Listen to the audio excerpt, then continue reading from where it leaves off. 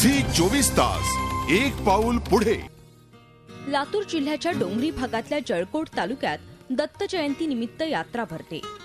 इतर लहान मुलांप्रमाणेच इथल्याही मुलांना यात्रेचं आकर्षण आहे।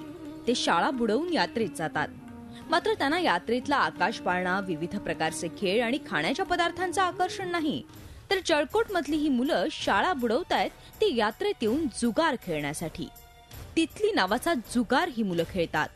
10 पट पैशांचा आमिष दाखवून मुलांना चुकीच्या मार्गाला लावण्याचा हा गोरखधंदा इथे खुलेआम सुरू आहे, आणि तोही पोलिसांच्या आशीर्वादाने। झी 24 तासच्या टीमनी जेव्हा अचानक इथे धाड टाकली तेव्हा सर्वत्र एकच धावपळ उडाली। आम्ही जेव्हा या मुलांशी बोलण्याचा प्रयत्न केला तेव्हा आणखी एक धक्कादायक वास्तव समोर आलं।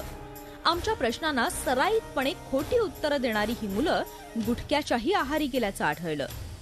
आतापर्यंत 100 रुपये गेले। आणि काय झालं इथं, म्हणजे कुठला गेम आहे?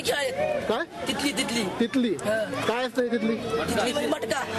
पोलीसवाल्याचे हप्ते चालू आहे तिथं। हर एक कॉन्स्टेबल येणार, बारी परत 100-200 उचलून घेऊन जाणार। असे 10 कॉन्स्टेबल आहेत सारखे, एक गेला की एक येणार आणि 200 रुपये घेऊन जाणार।